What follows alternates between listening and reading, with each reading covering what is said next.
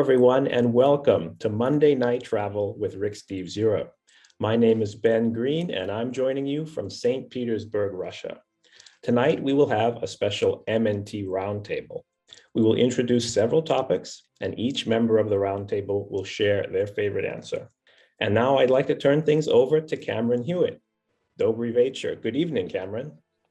Dobry večer, Ben. Good to see you. I think I speak on behalf of the entire Monday Night Travel audience when I say a very hearty welcome back. We're all so happy to see you. And at 3 o'clock in the morning on top of that. Yes, it's about 3:30 here in St. Petersburg. Wow. Well, that's dedication. Well, anyway, as Ben noted, Rick is away. He'll be back in just later this week. He's been in Europe for the last few weeks. He took actually one of our Best of Italy tours, and all of the tour members were training guides, new guides that we're hoping to use on our tours of 2022. And currently, Rick is filming a new art series special for public television in Italy and in Greece. And when Rick asked me to fill in his absence, we kind of brainstormed what could we talk about tonight. And we both thought it would be a wonderful opportunity to highlight this fantastic team of Monday Night Travel moderators that you see before you tonight. You know, I'm technically the guest host, but these are the stars of the show. And if you've been watching Monday Night Travel over the last year, you've become very familiar with the faces of Lisa and Ben and Gabe and Julianne. And they're always here with a smile on their faces, and they keep things running smoothly. But they're also all wonderful travelers in their own right, in addition to doing a great job on Monday Night Travel. We like to think of ourselves at Rick Steves Europe as a merry band of travelers. It's Rick, sure, but it's also the rest of us. We all have a similar passion for travel. So tonight, you're going to hear from these sort of unheralded heroes of Monday Night Travel, and they're each going to get a chance to talk about their favorite parts of Europe and favorite European experiences. As Ben mentioned, it's going to be a roundtable format. We have a few questions that each of us has prepared. So the 5 of us will take turns sharing some of our favorite memories from traveling around Europe. Before that, we're going to introduce each one of our moderators. I'm going to start off by introducing myself, and then we're going to take turns getting to know the rest of the panel for tonight. I actually have a few photographs as a part of my introduction because I never miss the opportunity to embarrass myself with very old photographs. This is me in 1999. I took my first big backpacking trip around Europe using Rick Steves guidebooks. Absolutely fell in love with the way that Rick presents Europe and teaches Europe. Got under my skin. I came home and went on a campaign to get hired to work at Rick Steves Europe, and it paid off. I ended up working in the travel center for the first couple of years I was at Rick Steves Europe. This was back in the year 2000. Helping people plan their trips, selling guidebooks, selling backpacks. And, you know, I was kind of paying my dues. So if they needed someone to dress up as a Viking for the annual travel festival, I was their guy. You think Ben's fat hat is funny. This is my version of a funny hat.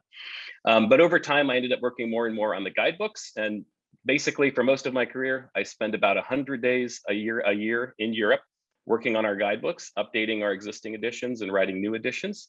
And I got to tell you, there's no more beautiful office to come to work to than Europe. I also collaborate with Rick on a lot of different creative projects. I kind of oversee the content here at Rick Steves Europe. I've helped him out on some of his TV shows. Sometimes I help out with the radio show. And like Ben, a lot of us here at Rick Steves Europe wear a lot of different hats. And so I've also worked as a tour guide as well during my time at Rick Steves Europe. And I just made it back to Europe for the first time in 2 years, just about 2 months ago. And it was really interesting travel during pandemic times. And I just wanted to mention, if you're curious about what it's like to travel in Europe right now, 2 weeks from tonight, Rick and I are going to be having a conversation about pandemic travel in Europe. So be sure to sign up and tune in for that one. But that's enough about me. I want to hear about the real stars of the show, starting with the man in the funny hat, who hopefully will tell us what the heck he's doing in St. Petersburg and a little bit more about himself. I'm going to hand it off to Ben. Thanks so much, Cameron, for that great introduction. You know, I've always admired Cameron, not only for the quality of his work and the many hats he wears, but for his admiration and affinity for Central Eastern Europe. That's something we both very much share. Yeah, that's right. Great part of Europe. So I work in the travel center at Rick Steves Europe. I help people with their trips, answer questions. That's my main role. As many of you know, I am a Monday Night Travel host, but right now I am taking a leave of absence, living in St. Petersburg and completing a master's in Russian studies. I'm very lucky and grateful for this opportunity. It just kind of came to me. My former professor at UW, I studied Russian imperial history. recommended the program. There's very few independent universities in Russia, and it was just the perfect opportunity. So I'm here for 1 year. It's a 1-year master's program. I hope to really learn about the city, learn more about Russian culture, and return to Rick Steves Europe with more knowledge and experience to share. So that's just a little bit about me. I'd like to turn it off to my great colleague and friend, Lisa. Hi, Lisa. Hi, Ben. I'm so happy to be with you tonight with your wonderful hat all the way from St. Petersburg. So my name is Lisa Friend, and I have worked for Rick Steves Europe since Cameron took that silly photo, 1999. I started off in the tour sales department and eventually morphed into a travel consultant. So that's our fee-based service where people come to us with different challenges and problems. They make an appointment and they might need help with their itinerary. They might need help with figuring out where to go. We help them with that, how to skip the lines. And then 2 to 3 months out of the year, I am a tour guide. I love to do the multi-country Best of Europe tour, the family tours, and our Heart of Italy tour. And I'm very happy to be here on Monday Night Travel, soaking up all this knowledge from my friends, including Gabe. Hello, Lisa. Thank you for the introduction. So I have worked for Rick Steves Europe for about 3.5 years now. Before that, I was actually a high school Spanish teacher in Grand Rapids, Michigan.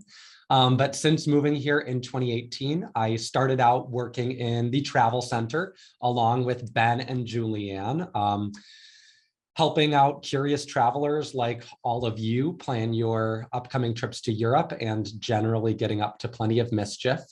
During the pandemic, I transitioned to work for Rick's public relations team, handling all of Rick's media and event opportunities. And I have one other responsibility at Rick Steves Europe that I wanted to talk about, and that is Classroom Europe. So Classroom Europe is a free resource for teachers that Rick and our tech team developed. And I put my teacher skills to good use, making some unique playlists and lesson plans for teachers to use. So this is Classroom Europe right here, just classroom.ricksteves.com. And if you want to find the playlists I've made, you just go to public playlists up here in the upper right-hand corner. And once you're at public playlists, you can just search for my name, Gabe, and you'll find all of the lesson plans that I made. You can see, for example, this one on communism.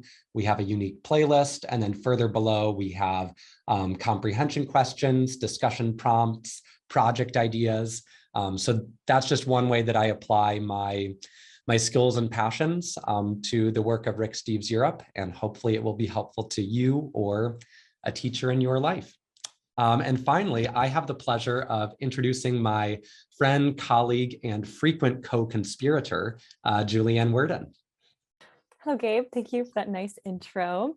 Well, I am Julianne, and I started working with Rick Steves Europe about 3.5 years ago as well. I started about 2 to 3 weeks before Gabe, I think. So we were hired very close together. And I'm also in the travel center. So we're kind of the public face when people come in to talk about travel. We're there in the Rick Steves Travel Center in Edmonds, Washington, when we're open. And it was actually because of Ben that I got my job with Rick Steves, because we've known each other since junior high, went to junior high and high school together and college. So we've known each other a long time. And it actually took a bit of convincing because I had wanted to do this teaching program in France. But Ben, he was like, no, Julianne, it's an amazing place to work. You should really apply here. So I said, okay. And of course, I'm glad that I did, because it's an amazing place to work. And it really is a merry band of travelers, as Cameron said. Yes, and I started with Monday Night Travel back in January. Ben and Gabe had done all of the groundwork, so I kind of just hopped on as an additional host, but it's been so much fun working with this team, and I'm really grateful for this opportunity. And we wanted to let you guys know that next week will be the 1-year anniversary of Monday Night Travel. So the very first show was on November 9th, 2020, and next week's show is November 8th, 2021. And Rick will be back from Europe, so it'll be kind of a double extra fun show.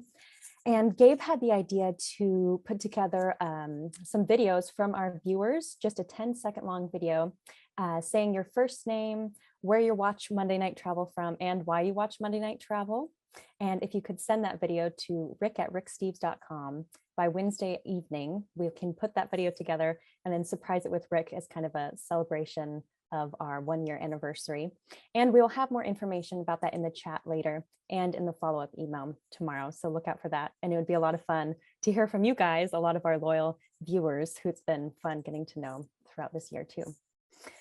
So to get things started today with our roundtable, we know that food is such a big part of Monday Night Travel, and you love to make dishes at home, just like Rick. And so we have all prepared some food tonight. So mine is a French dish called a tian, a T-I-A-N, and it looks just like this. And it's actually very simple to make, but it kind of looks fancy, so you can impress people with this dish. And in the US, I feel like anything that's French seems fancy. So, but all it is tomatoes, zucchini, and eggplant. And you just put some olive oil on the bottom, cut up the vegetables like this and lay them out in a row. A round dish would be fine too. And you put a special herb mixture on top called herbe de Provence, or provincial herbs. And there's rosemary in there, thyme. There's some lavender in this one. There's some variations depending on what region in France you get it from, even though it's technically provincial herbs. So it's from the Provence region of France. But then you just sprinkle those herbs on top with some more olive oil and some salt and put it in the oven for a little bit. And that's what you get. And it's really good, really simple. You might think, isn't that a ratatouille? If it looks like a ratatouille from the movie Ratatouille. But I learned when I was in France, because I asked the same thing, that a ratatouille is cooked, it's the same vegetables, but it's cooked over the stove. And so it's more this kind of like a ragu almost, I would say. While this one is what you cut up and put in the dish in the oven. And it is a peasant's dish. It's for rural, like farmers. They only had vegetables available and they were inexpensive. So this is something that they would make. But my French friend's family makes this often. And so it has good memories for me of France and everything. And it's tasty. So that's my dish. And Gabe, you're next. I know you have a big sweet tooth. So what do you have for us today? Yeah, but Julian, first I just wanted to mention, I mean, that looks incredible. And I know that both you and I are vegetarian or vegan to some extent, and we get a lot of questions about that. And I think it's dishes like that that just go to show that you can stick with your dietary convictions that you may have and still really eat well and authentically while you're traveling. So thank you for sharing that. My treat today is indeed sweet, and it takes me back to my very beginnings in Europe. So my first ever trip to Europe was in 2011 for my semester abroad in York, England, when I was in college. And my favorite tea shop that I found in York is called Betty's Tea Rooms. It's very popular in the area. And whenever I go there, I always get the traditional British cream tea. And what that means is that along with your regular tea, you're also given a British scone, which is kind of halfway between an American scone and an American style biscuit. And it is served slathered in butter and jam and then a clotted cream. But at Betty's, it is not any ordinary scone. It is one of the largest scones in Britain, and it is called the Fat Rascal. So I did my best attempt at recreating the Fat Rascal tonight. He's a plump scone, festooned with some candied cherry eyes and some almond teeth. He's very cute. He is very tasty. And when you slice him open and slather on those spreads, it looks a little something like this. That's your traditional cream tea. Along with it, I'm also drinking some actual Betty's rose petal tea, of course, in my Harry Potter mug. And actually, the plates that I'm eating off of are these nice little floral plates that I purchased at a tea shop in Wales. So it is a thoroughly British affair for me this evening. But Ben, I would like to hear what you are eating way over there in Russia.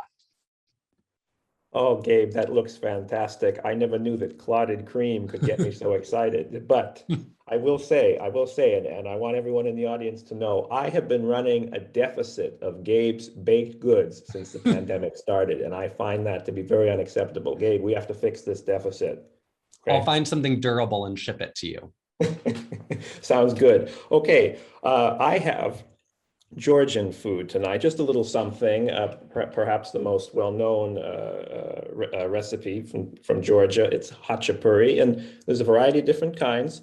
This is Adjaruli Hachapuri, very popular in Russia. So it's basically a cheese boat or a bread boat with cheese and an egg in the middle. That's the Adjaruli Hachapuri, but there's a variety of other kinds. Some of them look like pizza. They are absolutely delicious. So I have this tonight to munch on. And I also have this wonderful lemonade. Look at that color. Look at that color. My last name is Green, so I really appreciate anything that, feels like reminds me of myself a little bit. But, it's so green. It looks medicinal, but I trust you. It tastes nothing like that. It's Tarhun lemonade, which means tarragon. So it's tarragon lemonade. So very unusual, very distinct flavor. I just love it. So also Georgian. Now, why am I eating Georgian food in St. Petersburg? Why did I choose it for tonight? Well, Georgian food has a fairly long recent history in Russia. It's exceptionally popular. It dates back to the Soviet period. Georgia was part of the Soviet Union, and a variety of Georgians moved to Russia. The Soviet leaders came to really appreciate Georgian cuisine. They hired many Georgian chefs. And then with the fall of the Soviet Union, thousands of Georgians moved to Russia, and it really popularized Georgian food. So now today, I think there are more Georgian restaurants than Russian restaurants in St. Petersburg and Moscow and beyond. Very underrated and underappreciated cuisine. Absolutely delicious. So whenever you have a chance to try Georgian, I highly recommend it. Okay, Cameron, I know you have a very fine taste in food. What do you have for us tonight? Well, first of all, I heartily endorse your choice of Georgian food. I think Georgian food is fantastic. I have half seriously threatened to my wife on many occasions that I was going to open a Georgian restaurant in Seattle because it's almost impossible to find Georgian food in a lot of US cities. And I think it would be a big hit once it caught on. I think it could be the next pho. Once people realized how good Georgian food was, it would be a sensation. And last year, in a fit of pandemic desperation, we had grown a bunch of tarragon, and I made my own tarragon lemonade syrup, like the one that you just showed, and it was delicious. It's a strange taste for a drink in American terms, but it's great.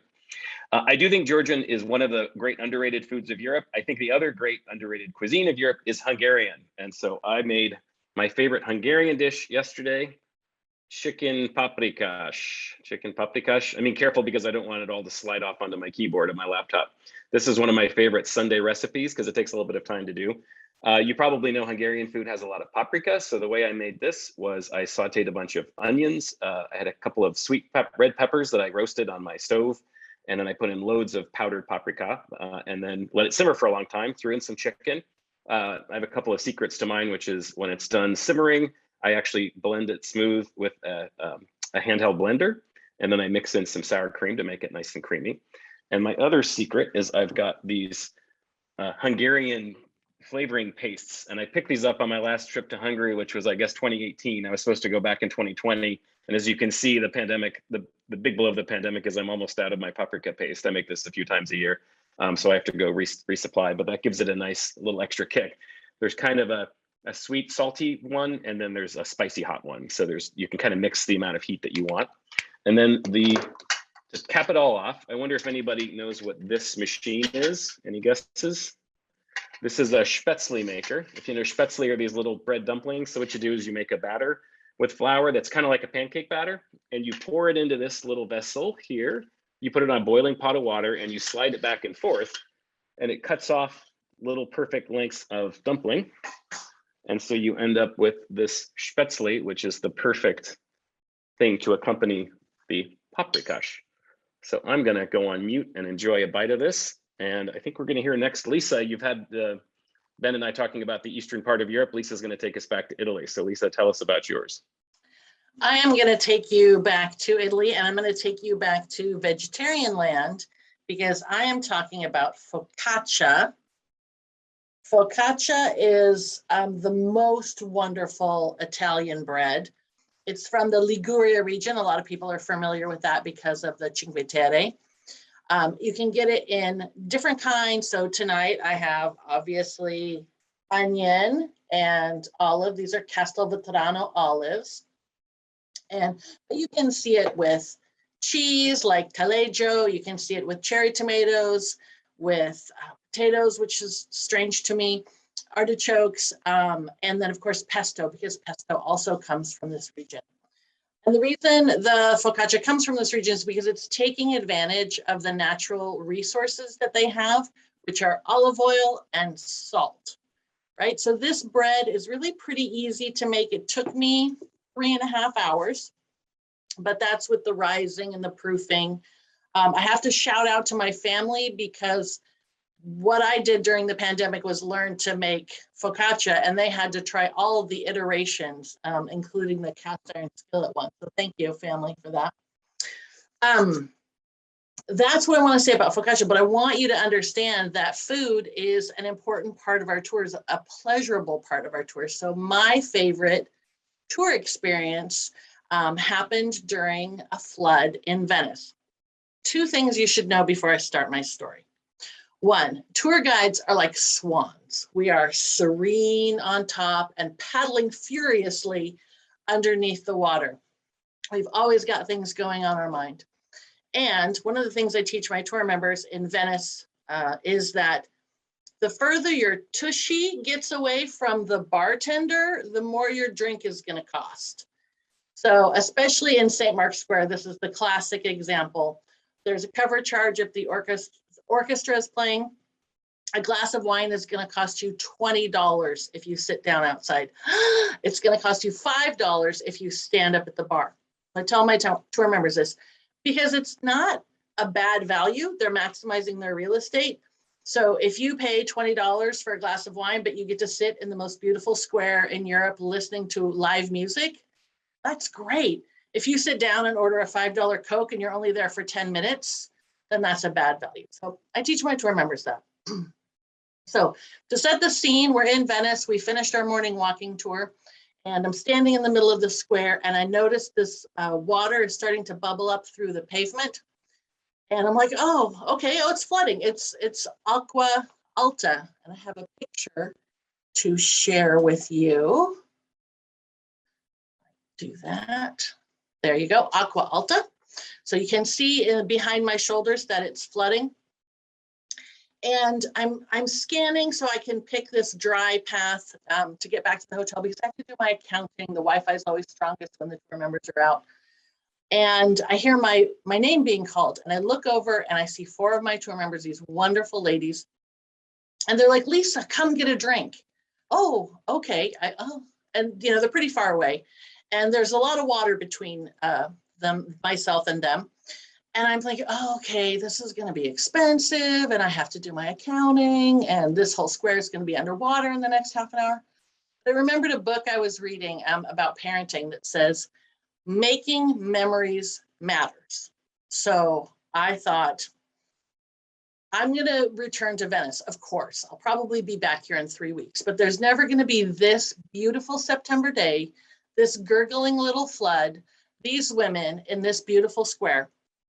So I plunged through the 2-inch deep water, joined them, and it was a fantastic day. What a hoot we had.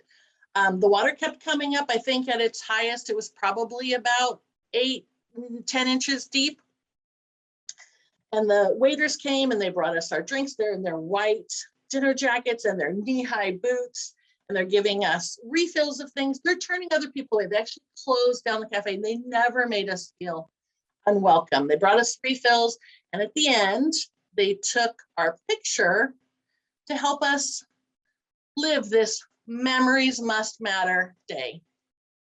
So I am going to turn this back to you, Cameron, because I believe your story involves water as well. Is that correct?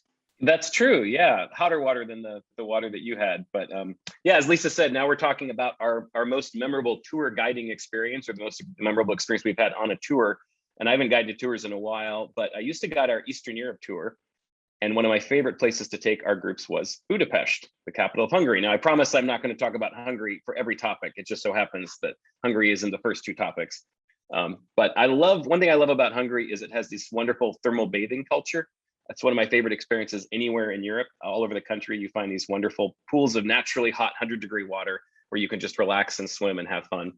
And I always try to encourage people, this is a great thing to do, whether you're on a tour or independent in Budapest, is to go to the local thermal baths. This is very intimidating for a lot of Americans. They don't quite know what a Hungarian thermal bath is like. I think some people imagine kind of a Turkish bath where everyone's wandering around naked, and it can, for an American sensibility, it can be very embarrassing.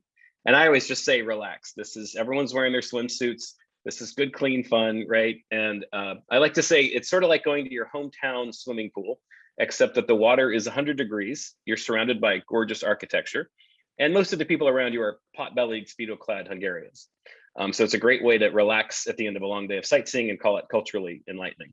But I love going to the baths in Budapest. And when I'm touring there with a group, I always tell them you have to go on your free time to the baths in Budapest.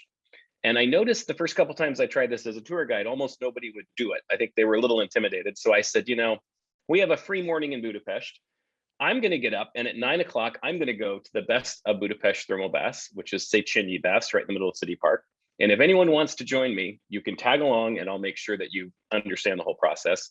And sure enough, every time I did this, which was every other tour I did, almost the entire group would show up in the lobby because they all wanted to go to the baths. They just weren't sure how to do it on their own. And we just had a great time. I would take them to the baths, and I would literally walk them through the front door, take them on the subway, walk them through the front door, help them figure out this complicated menu of services, show them to their changing cabins, and then we'd meet out in this wonderful pool of hot water, and we would just have a blast. And some of my favorite memories on tour, I would see the kind of the steeliest, sternest, most serious tour members turn into giggling kids once they got into this hot water.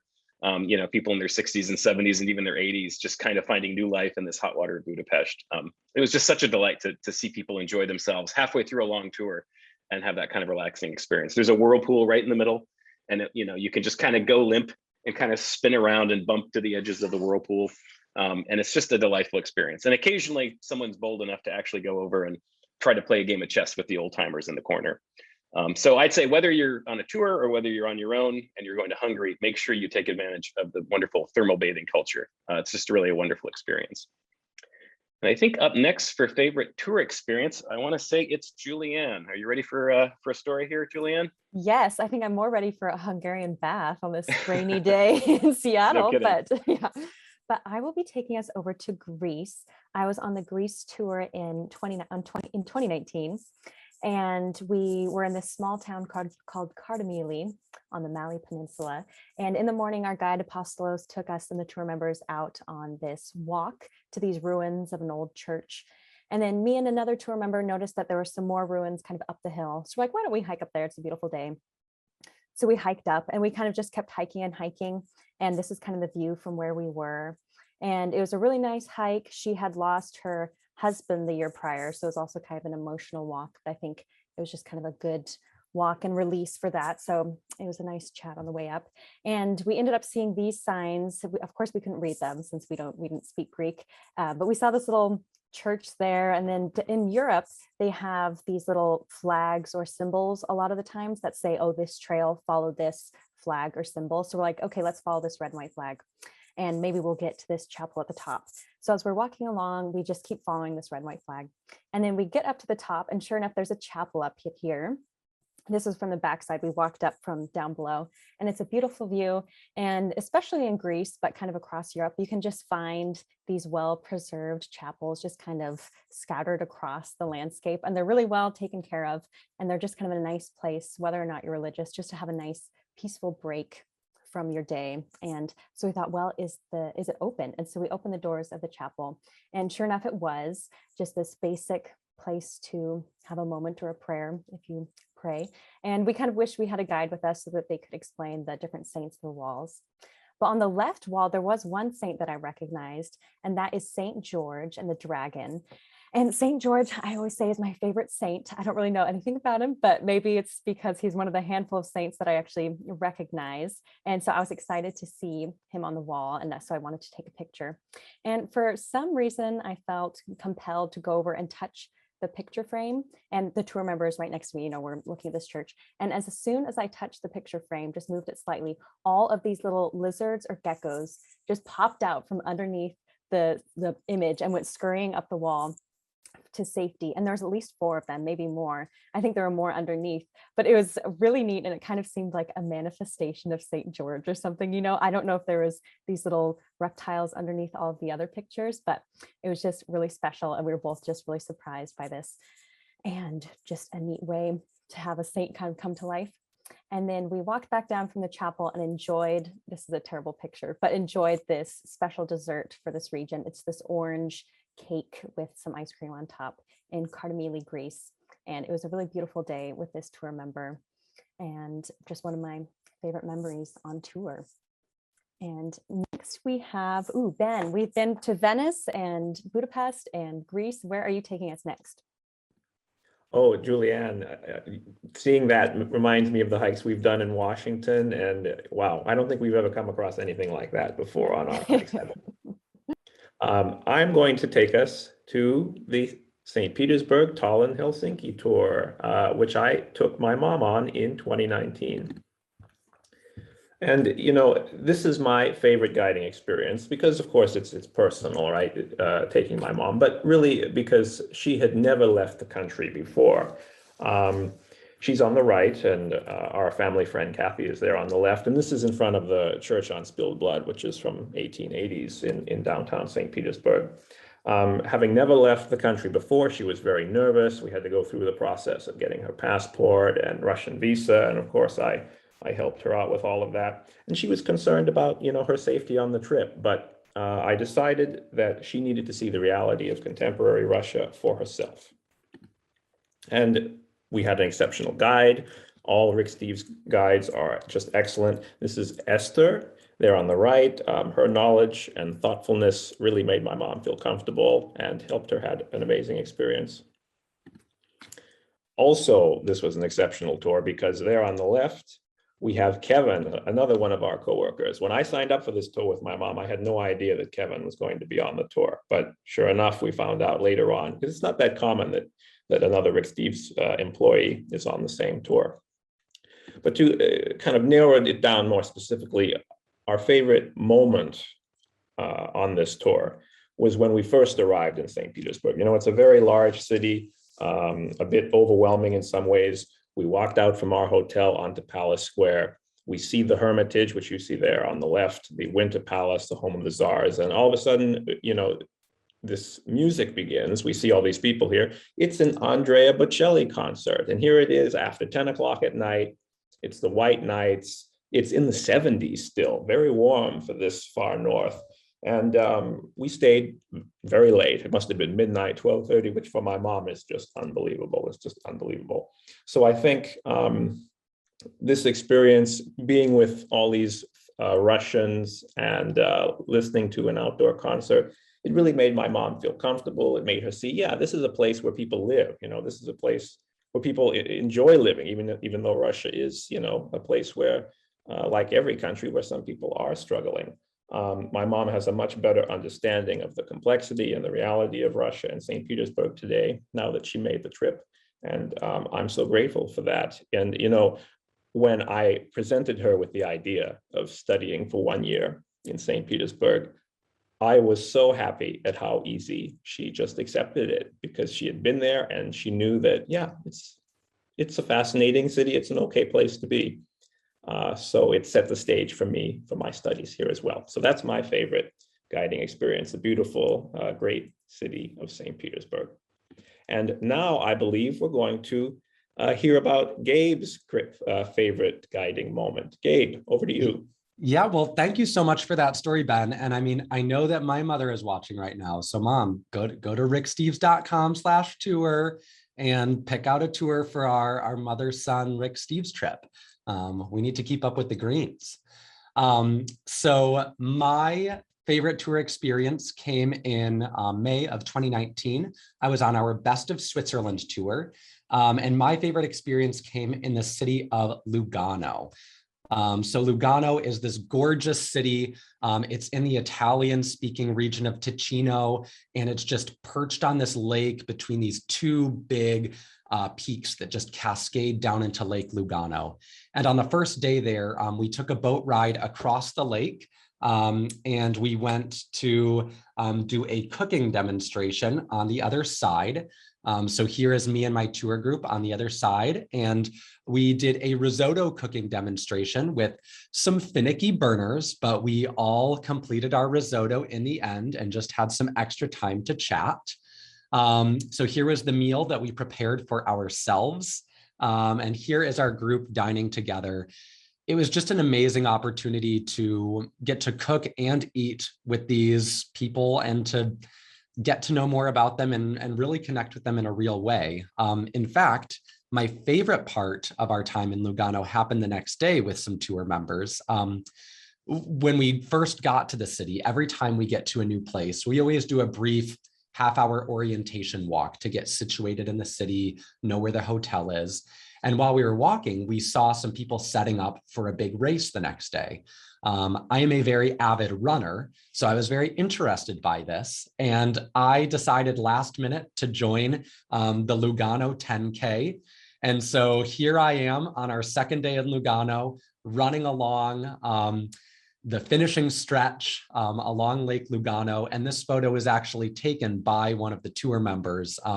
There was a few of them that came out in the rain to cheer for me. I'd only known them for a few days, but it meant so much that they came to support me.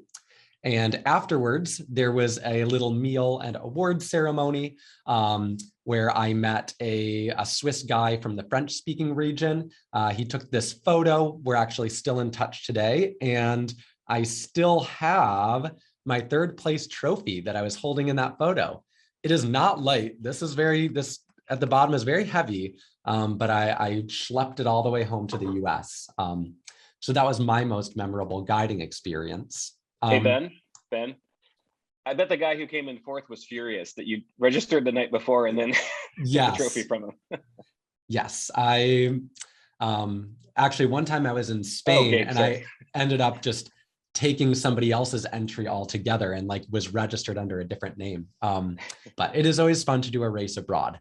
Now, often we kind of focus more on the arts and culture and city life of Europe, but tonight we also, for our roundtable, wanted to take a moment to address the natural beauty of Europe and our favorite outdoor experiences there.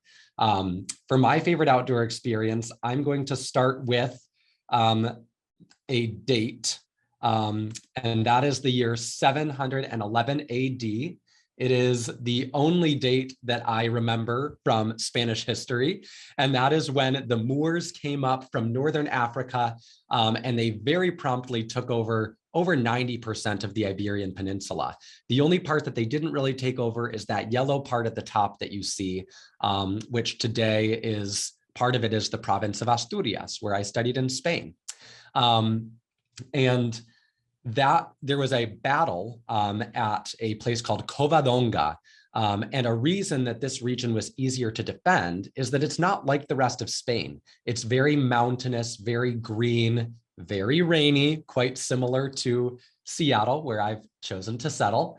And that allowed them to hold off these Moorish forces because the mountains gave them a strategic advantage. And this gentleman, Don Pelayo, that I am posing with, he was the man that led the Asturian troops into battle and held off the Moors. So this place, Covadonga, up in the mountains, is extremely historically important. And that battle is viewed as kind of the turning point and the beginning of the Christian reconquest of Spain. But in addition to being very historic, it's also just very beautiful. You are up in the mountains. Covadonga only has a population of maybe 60 people, maybe 10 buildings. But when this is one of your buildings, do you need more? Quality over quantity. So just this beautiful kind of reddish cathedral set against the green mountains. They also have this chapel that's perched on top of a waterfall that I intend to have my wedding at someday. And then in addition to that, there's some great hiking, something that every Seattleite loves.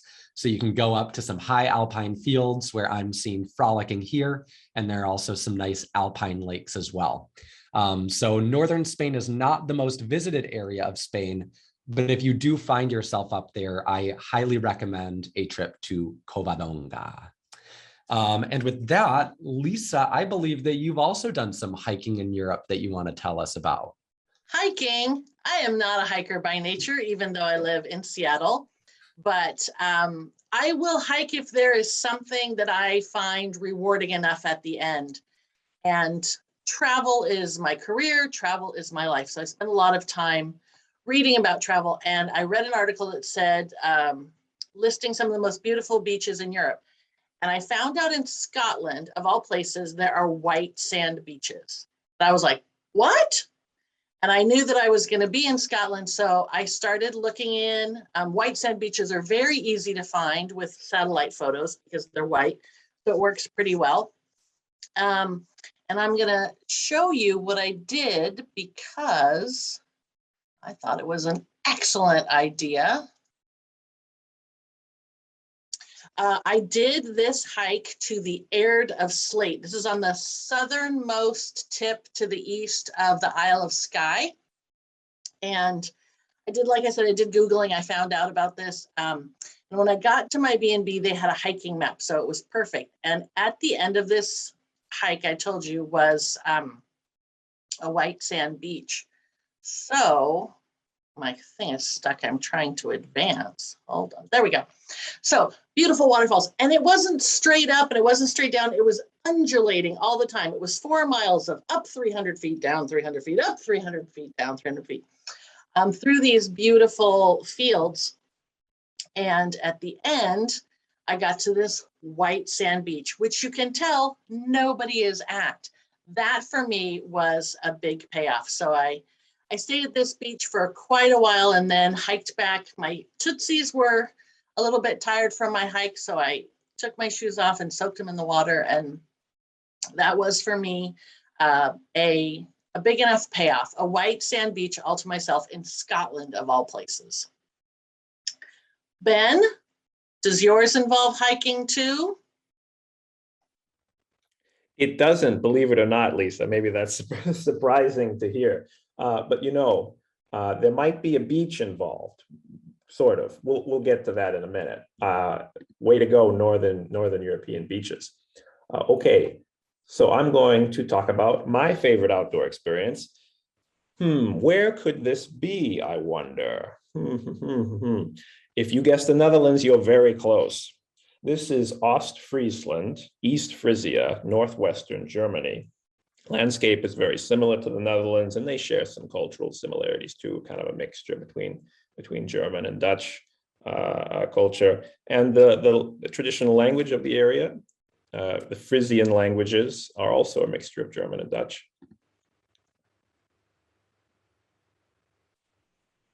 Oh, let's see. A little hiccup there with loading the next slide.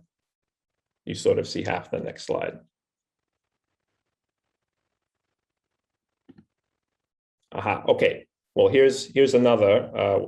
So we missed a slide, but that's okay. Let's see, maybe I can come back. There we go. Okay, so this just gives you a quick sense of the area here. Northwestern Germany, next to the Netherlands, beautiful islands there in the north as well. Why am I here? This family. I've known them for many years. I went to university in Poland with Gela. She's here. She went to University of Osnabrück, and we met studying abroad in Poland. And she met a guy. Now she has a family, and through the years we've stayed in touch. So I'm visiting her in her home, in her native region, which is always a fun thing. Every time I go to Germany, I try to visit them. This is the town of Neuharlingersiel. It's on the coast in northern Germany. You see traditional brick architecture. That's what the town is known for, and actually this entire region as well. They have very strict requirements on building. Every building is basically made of brick, including houses. Actually, my friend and her family just built their own home, and there were only a few shades of brick that they could choose from for their house. So very strict in that regard. Now, this moment here that I visited this town, there was a festival called the Regatta der Krabbenkutter. Regatta, of course, sailing related. Krabben, that's little miniature shrimp, and then Kutter, that is a boat. So it's the regatta of the shrimp boats. And every year, this little town, Neuharlingersiel, gets all their boats dollied up, all of their Krabbenkutters, as you see here, and they invite the public onto the boat and they race them at maximum speed. There's food, there's music. It's just a riot. And of course, it's Northern Europe, Northern Germany, so the weather is questionable. You know, that's just kind of part of the equation. But it was a wonderful experience. You get out there in the open water once you leave the harbor. Your adrenaline is pumping, and you get wet. Even if it's not raining, you get wet. So you're you're standing on the bow of this boat and you just get soaked. And my friends didn't tell me this. They knew that this was going to happen, but they kept it from me. So naturally I was, you know, a bit perturbed with them, but that's okay. It was worth the experience. I got second place. My boat got second place. And let's see, there's a little delay in the movement of the next slide. I apologize for that. There we go. Okay, forgive me for that. And, you know, at the end, yeah, okay, you're so wet, you sacrifice your backpack and its contents as well. But, you know, this experience was just so unique to me. And it was a wonderful example of small town Europe, of great festivals. And we didn't, you know, we didn't plan this. They just told me, oh yeah, tomorrow there's this event, let's go to it. It's a reminder that no matter where you are in Europe, you can find great events, even in small towns. And this was just such an enjoyable experience. I'll remember it forever. And, you know, it's kind of a shout out for me to highlight Northern Germany as well, because it's really underappreciated. I guess we're kind of on a Northern kick right now. Northern Spain, Northern beach. And this is what the area looks like. It really is absolutely gorgeous. It's very flat, but the farmland, the flowers are beautiful. So this is my favorite outdoor experience, the Regatta der Krabbenkutter. And I'm getting wet just thinking about it. All right, so next up, we get to hear about the favorite outdoor experience of Julianne. You do a lot outdoors, Julianne. What do you have to share with us?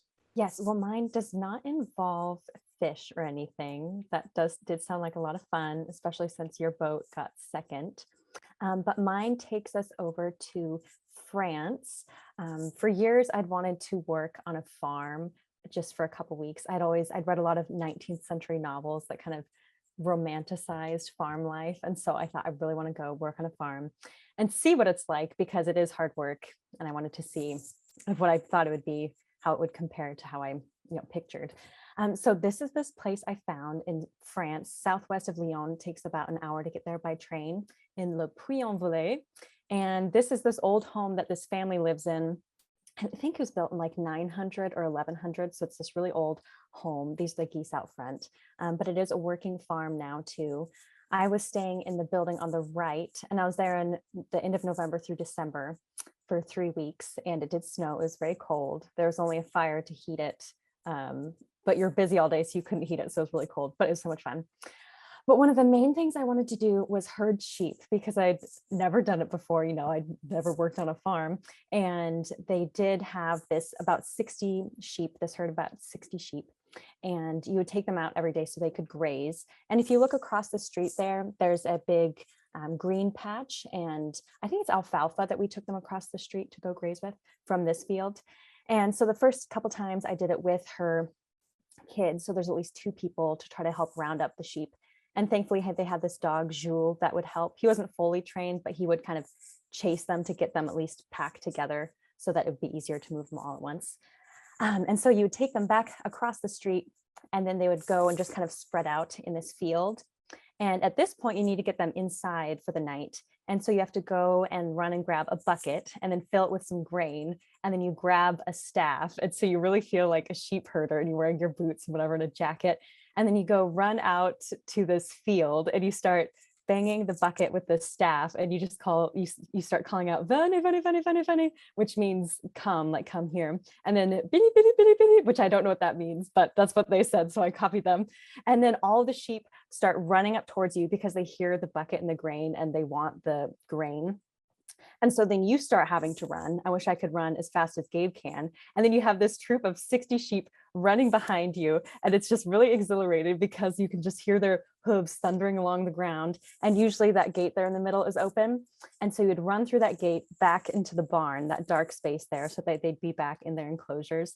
And it's just such an amazing feeling. And then you get them all back in there so they can eat their food and be in for the night. But it was just such a fun experience. And there was a lot of fun experiences on this farm, but I think herding the sheep was probably one of the top ones because it's something I'd always wanted to do.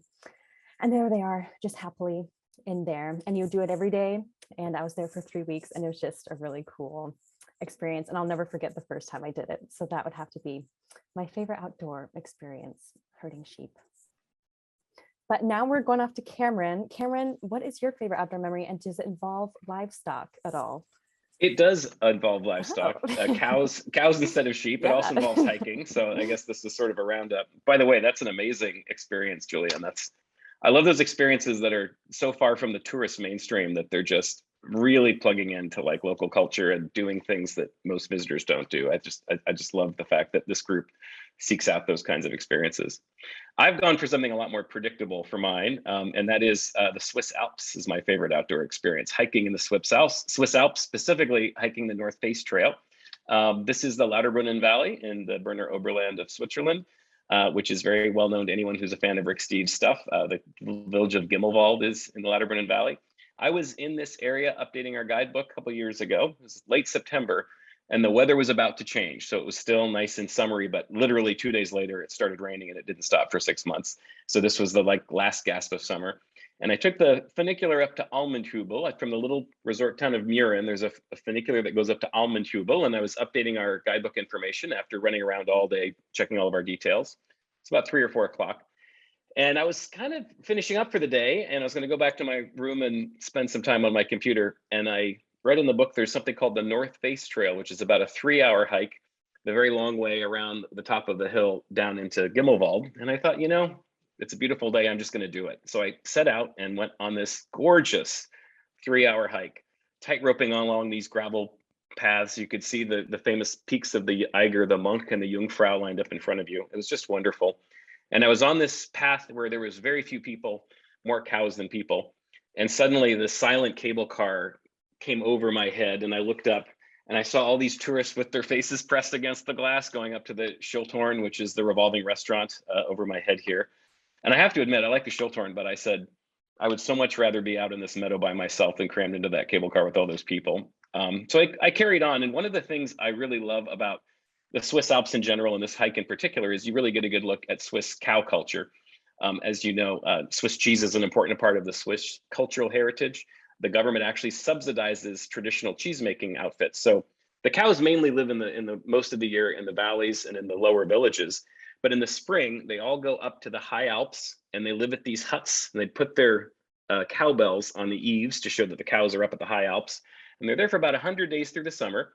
And there are cowhands who live there the entire time. So they have to milk the cows first thing in the morning and then in the evening. And the cowhands make the cheese every day. And it's really amazing to be hiking through the Swiss Alps and you stop at a little hut and you can eat cheese that was made right there at that hut. I mean, this is some of the best cheese I've ever had in my life, just delicious. After eating the cheese, I started down the trail, kind of had crested the hike, and I was going back down towards Gimmelwald. And suddenly I realized there were cows, and then there were more cows. And in a moment, the cows were completely surrounding me. It was kind of like this slow motion stampede that was coming up towards me. And then you could see sort of in the distance, here are these cowhands who were basically driving the cows back to the hut that I had just left because it was time for their evening milking. And it was just an absolutely magical experience. We've all had those experiences where it feels like everything you did that day conspired to put you in exactly the right place at exactly the right time. And so I kind of stood there and watched the cows go past me.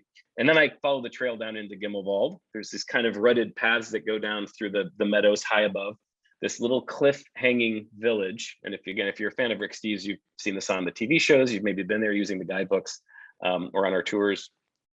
And I finished my hike wandering through this log cabin village with these spectacular views of the Swiss Alps. And I felt very fortunate to be there. Again, I think we've all had those mountain experiences, and it's very fortunate when we do. I think that wraps up the outdoor experience topic. And our next big topic is going to be, we asked all of our panelists, if you could have a perfect day in Europe, what would it be? And this may be a hypothetical, like if you could kind of construct the perfect day, or it could be an actual perfect day that you've actually experienced in Europe. So I'm going to start things off on the topic, what would be my perfect day in Europe? And my perfect day in Europe is actually a real day that I spent just a couple months ago on my first trip back to Europe after the pandemic. Of course, my perfect day in Europe has to have the perfect travel partner. My favorite travel partner was my wife, Shauna, and she and I flew over to Slovenia. This was in early September. And we said, you know, if we could go anywhere once the pandemic is kind of ebbing and we feel like it's safe to go back to Europe, if we could go anywhere in Europe, where would we go? And we both agreed we wanted to go to Slovenia. It's just our favorite place. My perfect day, our perfect day, was in the capital of Slovenia, Ljubljana, which is in the foothills of the Alps. It's a very beautiful, low impact, even though it's a capital city, it's only a couple 100,000 people, extremely accessible, fun, easy to spend time in. It just sort of invites you to browse. They've actually stopped all auto traffic in the downtown of Ljubljana, so it's all one big pedestrian zone. So you can just wander up and down the main drag, window shopping and browsing, and you never run out of things to see and do. One of the things I love about Ljubljana is along the river that goes through the middle of town, there's a beautiful embankment that's just jammed with cafe tables, and all hours of the day and night, they're just packed with people out enjoying their beautiful city, sipping coffee, catching up. It's a great place to relax and people watch. We actually met up with some friends of ours from Slovenia. This is Marian and Barbara. This is a husband and wife team. They actually both are tour guides for Rick Steves Tours. They're also old friends of ours. So we had a nice mid-morning coffee break catching up with them. And then another Slovenian friend of ours named Tina Heedy from Lake Bled, when we told her we were coming to Slovenia, she said, I want to take you to some things in Slovenia that you haven't seen before. And that's kind of a tall order because I've been to Slovenia 20, 25 times, and I think I've seen it all, but Tina always finds something new. So she picked us up and we went out to this hill town in the middle of nowhere. And she laid out this great feast of salami and prosciutto and cheeses. And she really wanted us to try the orange wine. This is a Slovenian specialty that goes back hundreds of years, and it's newly trendy again. So it's orange wine or amber wine. So we sat and enjoyed that. And then Tina just enjoyed the rest of the day driving us around this region called the Vipava Valley. If you drive from Ljubljana to Italy, you go right through this little part of Slovenia. It looks very different from the rest of the country. And I'd never really spent time there at all. I just kind of zipped through. And man, it was great having a local person take us around, walk us through different beautiful towns. We stopped at a vineyard and a winery to try some local wine. We went for a hike. It was just an absolutely delightful way to spend a perfect day in Europe, especially after waiting for 2 years to get back there. So that would be my perfect day in Europe. That was my perfect day in Europe. And I think next up, Gabe, you were going to tell us about your perfect day in Europe. I would love to tell you about my perfect day. My perfect day in Europe would start out in Gothenburg, Sweden, the second city of Sweden. And there's great trams around the whole area. And so I would, right first thing in the morning, it'd be summer, so there'd be lots of sunlight. I'd make the most of it. And I would take the tram out to Lake Delsen, which is about a half hour outside of Gothenburg. And I would go for my morning run around the lake. And I will show you a nice photo of that. And then after my run, I would, depending on how frigid the lake was, I might take a dip. And then to dry myself off on my way back into the city, I would stop at Liseberg, which is a theme park pretty much in the city center of Gothenburg or very near to it. And it's more fair-like that you can kind of pay by ride. And so I would just go for one hop on the roller coaster, get a unique view of the city, dry myself off after my swim. And then I would go to the public park and botanical gardens that I will not attempt to pronounce, but there's great people watching there and some great food stands as well. So I would have a nice little picnic lunch. No perfect day for me in Europe would be complete without a train ride. So I would then hop on the train and I would go from Gothenburg to Stockholm, a nice quick 3.5 hours across the country. I would maybe take a nap or just watch the landscape slide by. And then once I got to Stockholm, I would hop onto a boat and I would do a cruise of the Stockholm archipelago.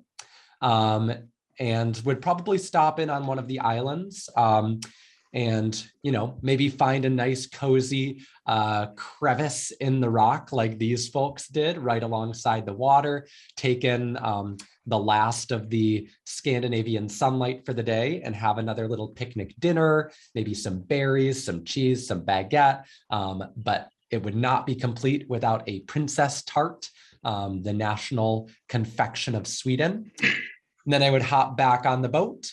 And once I was back on the mainland, I would just wind my way through the capillary alleys of Europe, either through Gamla Stan, the historic core district, or maybe in Södermalm, kind of the new trendier district. And there would be few days better than that for me.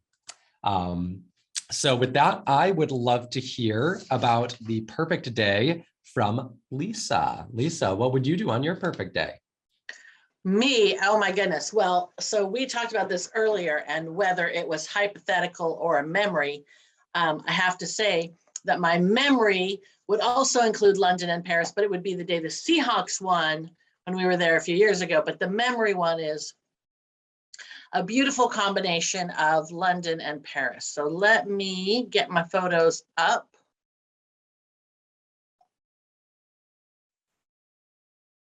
And get out of Scotland. Here we go. So we start my perfect day with a beautiful English breakfast. Rick also calls this a heart attack on a plate, but it fills you up and keeps you going for our busy morning in London. Then I would head over to Spitalfields Market over in the northeast section of London, and I would peruse the wares, and I would chat up the stall holders as I looked for interesting arts and crafts and local things and vintage stuff. And then I would do something that London is really, really good at. I would go on a walking tour. This is actually a walking tour I took 2 years ago, and it's with a company called London Walks. And this was back streets of the East End, and it was fascinating. But I've been on so many tours with them, and they always are. And then I would jump in a black taxi and go over to St. Pancras Station and take a high-speed nap underneath the channel for 18 minutes before I ended up in Paris. So in Paris, I would be so delighted to go to the Orsay Museum with my train theme continuing, because this is an old train station that has been turned into an art museum. And I would see and enjoy some of the most beautiful Impressionist art before I sat down to a lovely meal with my husband. And we would cap it all off by an evening ride along the Seine, a boat ride along the Seine, and watching the Eiffel Tower light up as it does every hour on the hour after dark. That would be my perfect day in Europe. And who do we hear from next? I think it's me, Lisa. Julianne. Lisa, could you do that in the reverse? Do Paris to London? You could, but it wouldn't work as well, because you would start with a French breakfast and an English dinner, and it doesn't work quite the same. Sorry. That is not the best. No, I understand entirely. Well, Lisa had us in London and Paris. I'm taking us over to Ireland, where I was with my sister in 2016, I believe it was 2017. And this is a day that we did it actually took 2 days to do this, but you could easily do it in one. And we were in this town of Killarney and did a tour of the Gap of Dunloe, which you're seeing now, just this beautiful kind of valley that you can take a tour through, or you can drive through even. But my sister and I were fortunate enough to do the trip on horseback. And so we didn't really expect this. And so when we showed up, our guide, Sean, there in the striped shirt and the beret, he's an Irishman. And he's like, well, we have 2 horses. Who wants to be on the horses? So my sister and I were like, we do. And so there I am, gleefully getting up on this horse. And it was fun talking to Sean. This is also just a perfect day thing, getting to know your tour guide, because he was a sheep shearer. And he was talking about how a lot of the younger people are going out to universities to get higher paying jobs, etc. So it's kind of a dying,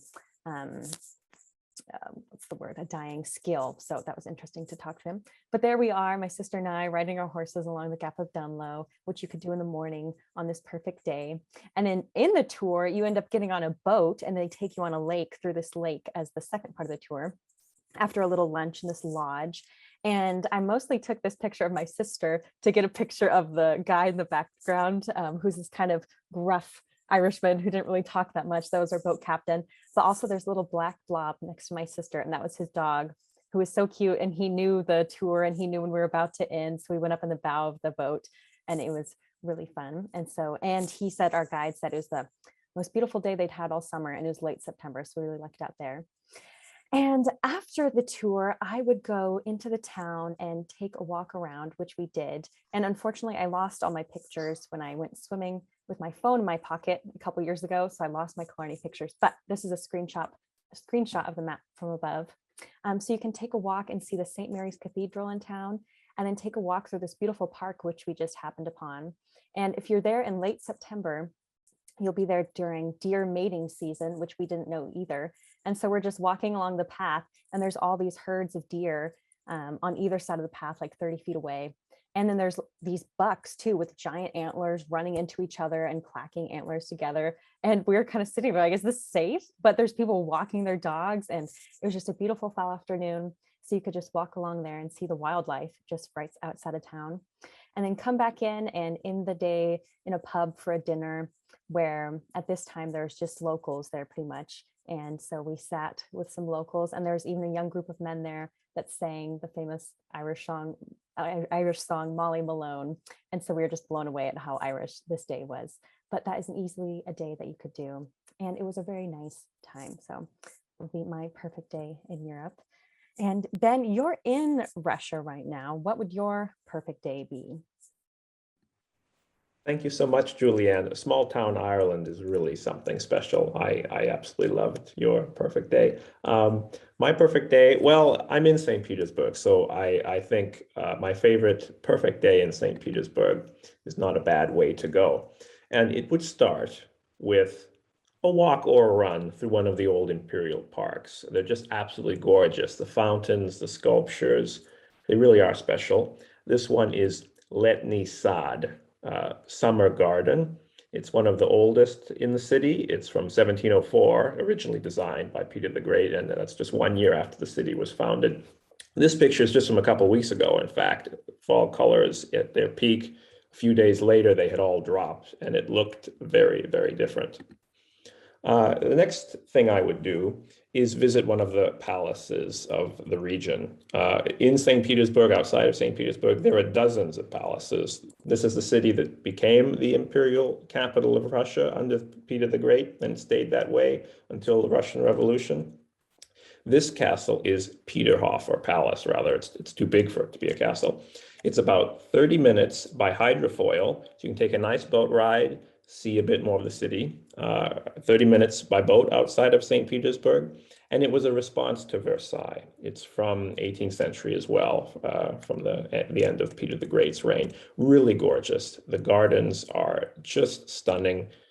Definitely worth part of your day in St. Petersburg. And as Cameron mentioned, as Julianne has mentioned, and others too, I think the people you spend time with, that's an important part of a perfect day. And I think some of my favorite people to spend time with are my fellow students here in St. Petersburg, because they each offer a unique perspective. There are students from a variety of countries studying with me, and they each offer a different take on Russia and on St. Petersburg. So we have my friend from England, one from Germany, one from the Netherlands, and this is in front of Palace Square. And of course, this is a lot of walking. The city blocks in St. Petersburg are quite big, even if you're going to take a boat ride to Peterhof and maybe break it up with a taxi or the metro. You still need to get some nourishment. And as you saw before, I actually have another version of this drink. This is Tarhun lemonade. Don't forget it. I would stop and get some Georgian food at one of the many Georgian restaurants. This is barberry lemonade, another version, equally as colorful. And in the evening, I would cap it all off with a performance. I would say, preferably from my perspective, opera. Russian opera is great. Russians love music, culture, theater. This is the old Imperial Theater, Mariinsky, from 1860. It was the home, the debut place of many famous operas and other works by Tchaikovsky and many others. It's absolutely gorgeous theater. And as I said, I would recommend specifically a Russian opera. That would be part of my perfect day, because Russian operas are very colorful. They tend to have very elaborate costumes. The scenes as well are excellent. And I think there might be something that might have something to do with the fact that Russian is the native language of the singers, and therefore in Russian operas, they perform particularly well. So this would be the end of my perfect day. And I think that at 10 or 11 o'clock, when the show normally ends, I would just saunter home and ponder everything that I had witnessed through all of these grand buildings and grand experiences. Because, you know, St. Petersburg is over the top, right? It's buildings, it's history, it's former wealth. It really is just a remarkable place. And through these many experiences, through the different perspectives of my friends, I would hope that I understood it a little bit better. And I hope that the memories would stay with me for a very long time. So this is a little bit about what my perfect day would be in St. Petersburg. And now I think, Gabe, you have a few announcements for us. Is that right? Yes, well, thank you so much, Ben. And I hope that you're able to have that perfect day a few more times while you're in St. Petersburg. You all have learned a lot about us, MNT team and moderators this evening, and we actually wanted to quickly learn just a little bit about you. We are the people that put this show together and plan it, and there are a few little bits of information that would be really helpful to us as we continue to plan Monday night travel shows that are interesting and engaging to you. So I'm going to briefly launch a little poll with just 3 short questions. You should be able to answer all of them in, just about 30 to 45 seconds or so. And while you do that, we are going to do our weekly word from our sponsor. So each of us is just going to briefly tell you what our favorite Rick Steves Europe product is and why we love it. So again, while you answer those polls, I'm going to quickly tell you that I love our Streetwise maps. I am a tech-savvy millennial, so I use Google Maps, I use all of the apps, but there's something that I love about having a physical map and being able to actually see the streets and trace them with my fingers. This is easily foldable and unfoldable and weather resistant, so my pick is the Streetwise map. How about you, Ben?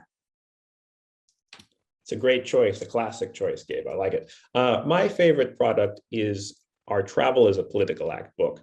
And this is because Rick shares his personal travel experiences of how his travel has really impacted his worldview and inspired his activism. Rick explains that, good travel is not about how many countries you visited. It's about what you take in. It's about being a global citizen. The book, Travel is a Political Act, has made me a more thoughtful traveler, and I really think it has the potential to do all of that for our viewers as well. So that would be my product of choice. And now I think, Cameron, I might have an idea what you're going to suggest. Yeah, I'll do you one better, Ben, and I'll say any Rick Steves guidebook is my choice. I just told you I spent 20 years spending 100 days a year in Europe updating and writing these guidebooks. We've had some questions come up in the chat. What are the procedure for visiting the baths in Budapest? What was that hike that Cameron talked about in Switzerland?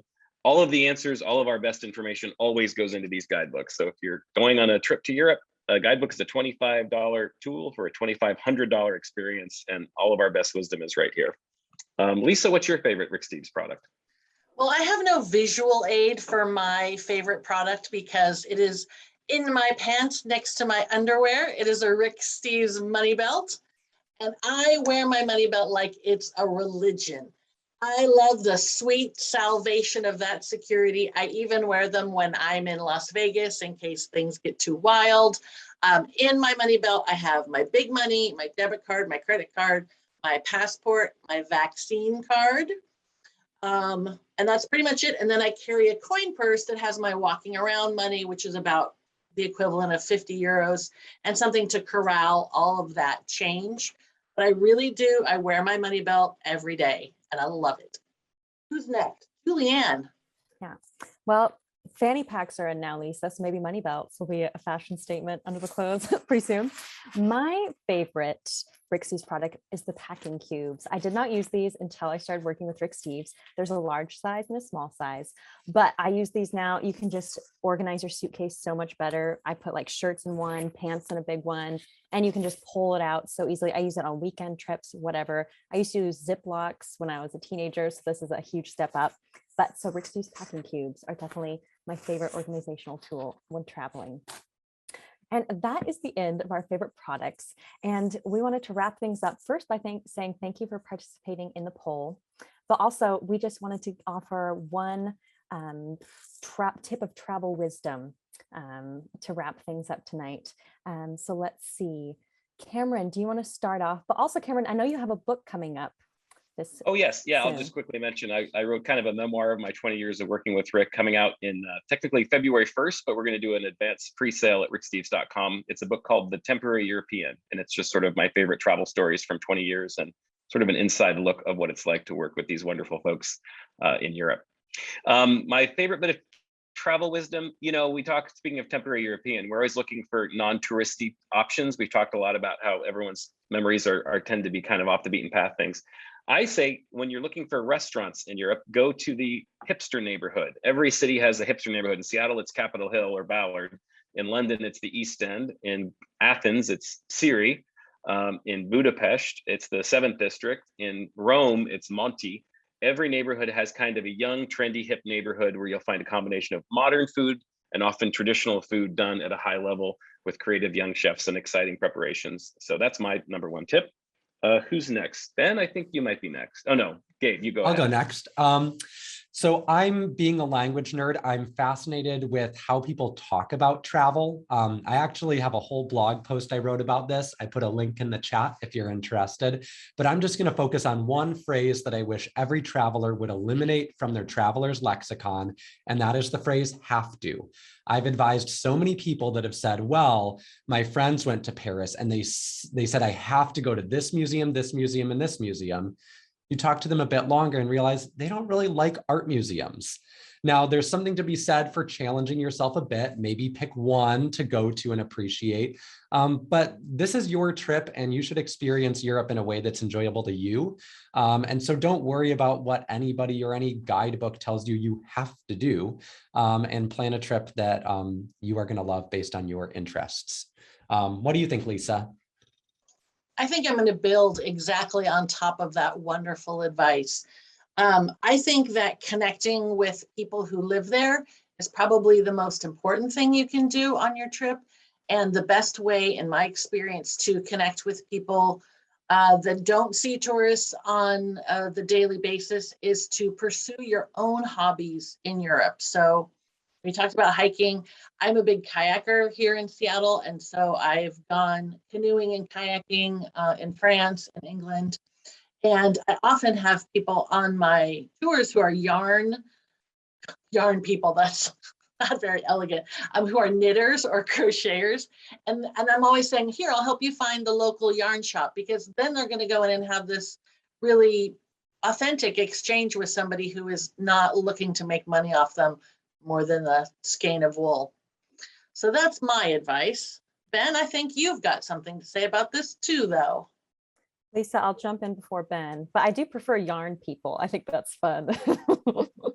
But mine kind of builds off that, in that my suggestion specifically out of a hobby would be to go to an open mic if you're in any town, small town, big city, because it's such an easy way to meet locals. Even if you don't play an instrument, everyone there is looking to have a conversation, and it can kind of be hard to strike up a conversation in any old bar when everyone's kind of sitting amongst themselves. So going to an open mic would be my recommendation. And now, Ben, can you wrap things up for us? Absolutely. You know, you've all offered such great tips, and they're very helpful in having excellent experiences in Europe. But I'm wondering, how are you going to remember those experiences and those special moments? And my suggestion, my tip is to keep a travel journal. This is mine. This just happens to be a book from Northern Poland. And, you know, I think that the human mind is not perfect at remembering. And I think that it's important that we preserve these beautiful travel experiences, the people we met, the places we saw, taking a few moments each day to jot down your thoughts, your feelings, intimate notes you might otherwise quickly forget in a journal is just such a wonderful thing, and you'll cherish that journal forever. So that's my final point there. I'd like to take a minute and just thank everyone for attending our Monday night travel roundtable. This was so much fun, and I'd like to thank all of our panelists as well. It's been so great to hear your tips, your favorite memories, your favorite travel experiences. To all of our guests, please join us next week for Rick's return and our 1-year Monday Night Travel anniversary. So from all of us, from the entire Monday Night Travel team, thank you so much and good night. Good night, everybody. Bye, everybody. Night, everyone. Bye, everyone. Thanks Night, for joining everyone. us. See you next week.